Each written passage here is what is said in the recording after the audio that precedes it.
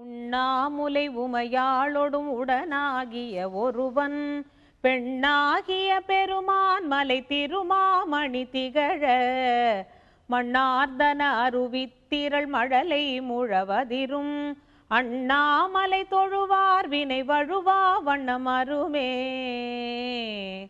அண்ணாமலை அப்படின்ட்டு வீட்டில் இருந்து சொன்னாலே புண்ணியந்தான்.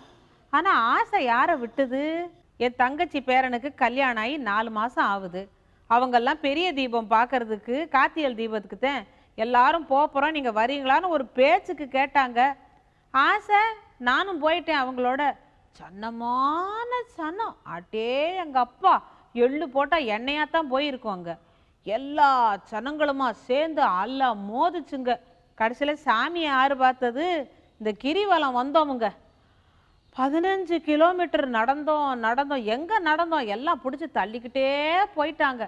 ஒரு வழியாக வீடு வந்து பார்த்தா குறுக்கு வலி மேலு வலின்னு அதுகள் உடம்பு முடியலங்குதுங்க.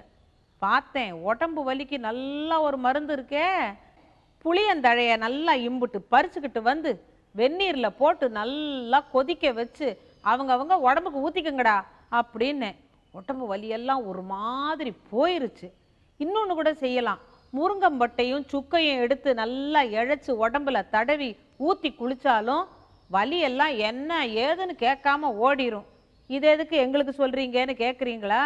அட கோயிலுக்கு போக வேணாம், அதான் பேரணி ஊர்வலம்னு எதுக்கெல்லாமோ நடக்கிறீங்களே, பாத யாத்திரையாக நடக்கிறீங்களே, உங்களுக்கெல்லாம் உடம்பு வலி வந்தாக்க நல்லா உதவுமேனு தான் சொன்னேன். இந்த உடம்பு வலிக்காரங்களுக்கு தான் நல்லா வெந்நீரை ஊற்றி குளிக்க சொன்னேன். ஆனால் கால் சுளுக்கு பல பேருக்கு வந்துருச்சு இல்லை? தடிக்கு விழுந்தது 2, கால் மிதிப்பட்டது 2, எல்லாத்துக்கும் கால் சுளுக்கு கை சுளுக்குன்னு வச்சுங்க. அதுங்களுக்கெல்லாம் ஒரு வைத்தியம் சொன்னேன். நான் பூண்டில் ஒரு 5-6 பல்லை எடுத்து நல்லா நசுக்கி நல்லா விளக்கெண்ணெயை சுட வச்சு அதை இதில் போட்டுறணும். நல்லா பொறுக்கிற சூடாக அந்த எண்ணெயை எடுத்து எங்கே சுளுக்கோ அங்கே போட்டு மேலேருந்து கீழே தடவி விடணும். நீங்கள் பாட்டு கண்ணா பின்னான்னு போட்டு தேய்ச்சிங்கன்னா சுளுக்கு இன்னும் ஏறிக்கும். மேலேருந்து கீழே அப்படி ஒரு பக்கமாக மெதுவாக தடவி விட்டிங்கன்னா சுளுக்கும் போயிடும். எல்லாத்துக்கும் வைத்தியம் சொல்கிறிய பாட்டின்னு என் பேரன் என்ன பாடுறான் தெரியுமா?